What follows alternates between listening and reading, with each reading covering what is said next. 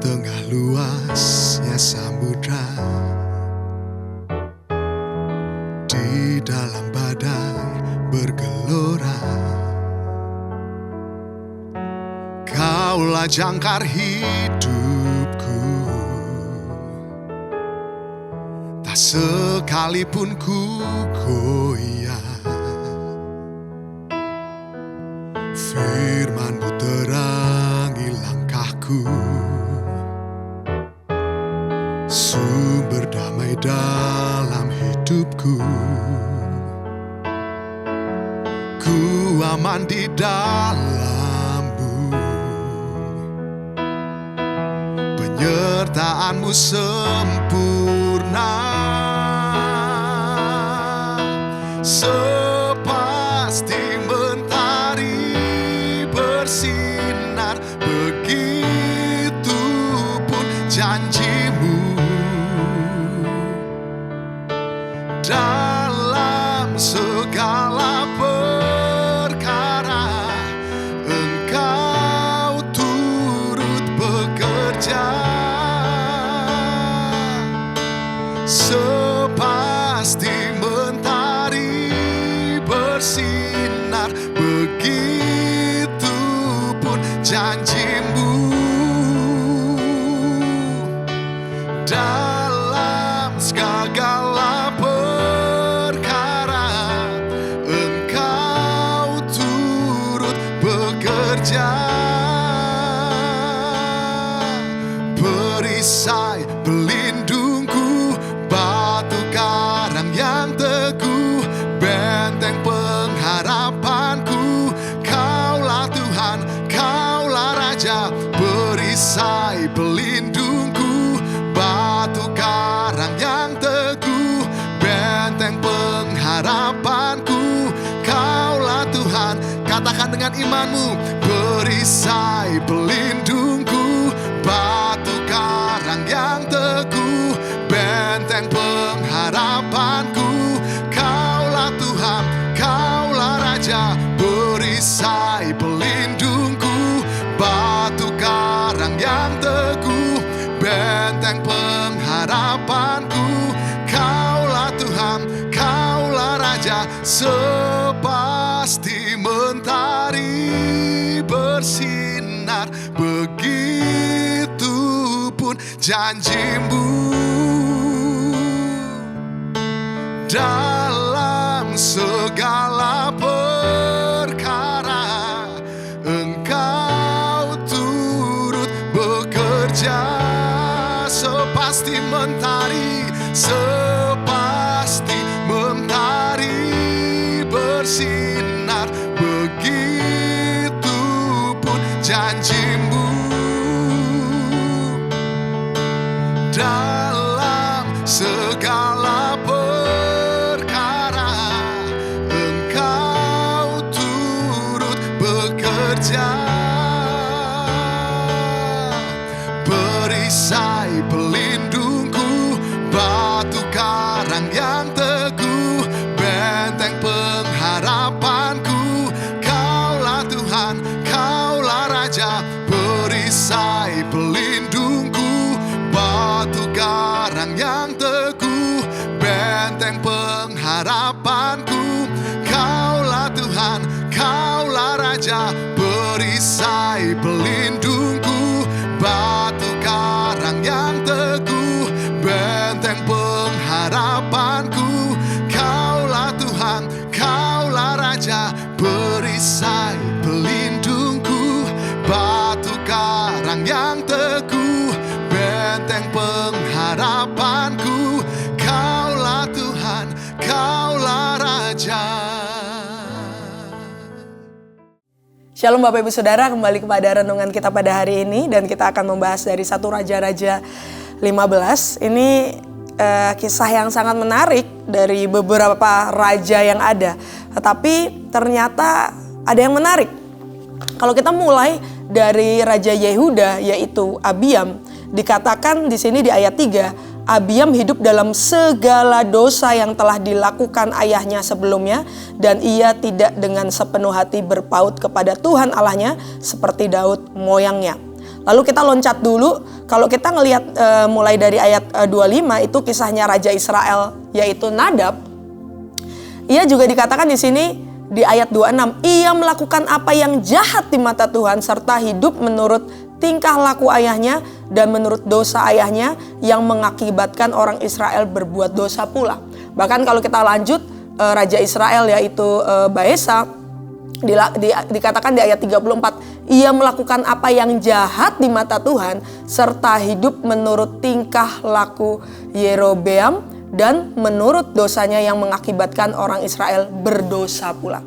Kalau dari 3 raja di dalam satu pasal ini kita bisa melihat semua melakukan dosa, semua melakukan yang jahat di mata Tuhan. Semua bahkan tidak hanya dirinya tetapi akhirnya membawa bangsanya juga ikut melakukan dosa. Tapi kalau kita melihat ada satu raja di dalam pasal 15 ini yaitu Asa. Dan dia berbeda daripada raja-raja yang lain. Saya akan bacakan mulai dari ayat 11. Asa melakukan apa yang benar di mata Tuhan seperti Daud, bapa leluhurnya. Ia menyingkirkan pelacuran bakti dari negeri itu dan menjauhkan segala berhala yang dibuat oleh nenek moyangnya. Bahkan ia memecat Maaka, neneknya, dari pangkat ibu suri karena neneknya itu membuat patung Asyera yang keji. Asa merobohkan patung yang keji itu dan membakarnya di lembah Kidron. Sekalipun bukit-bukit pengorbanan tidak dijauhkan, namun Asa berpaut kepada Tuhan dengan segenap hatinya sepanjang umurnya. Ia membawa persembahan-persembahan kudus ayahnya dan persembahan-persembahan kudusnya sendiri ke rumah Tuhan, yaitu emas, perak, serta barang-barang lain. Wow, luar biasa. Di tengah segala raja-raja yang ada ya, turun-temurun dan lain sebagainya, kita boleh melihat Asa, ia berani berbeda. Asa berani mengambil langkah tegas untuk tidak kompromi dengan dosa, tidak kompromi kepada penyembahan berhala, tidak kompromi kepada penyelewengan kebenaran. Sekalipun bahkan dia harus memecat, menurunkan neneknya sendiri. Dan kita pasti sama-sama mengerti bahwa kondisi ini tidaklah mudah. Dari sesuatu yang turun-temurun, udah membentuk jadi culture, udah puluhan tahun dan lain sebagainya, terbiasa dengan dosa, dengan penyembahan berhala dan lain sebagainya. Tiba-tiba Asa muncul menjadi raja yang menegakkan kebenaran dan hidup di dalam kebenaran. Tidaklah mudah bagi Asa, tetapi di dalam ketidaknyamanannya pun dia tetap memilih Tuhan di atas segalanya. Kalau hari ini kita boleh belajar, kita mau belajar dari keberanian Asa, bahwa dia tidak mau hidup kompromi dengan dosa dan ketidakkudusan di hadapan Tuhan. Tapi dia berani berbeda, sekalipun mungkin akan banyak orang yang tidak suka. Tapi dia tetap berpegang teguh kepada iman dan kepercayaannya kepada Tuhan.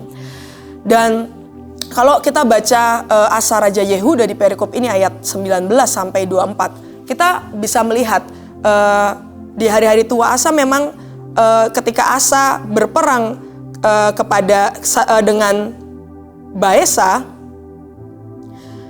Asa ini sedikit goyah karena pada akhirnya dia mengambil emas dan perak yang ada di dalam rumah Tuhan, lalu menyogok Ben-Hadad sehingga ia nggak jadi berperang.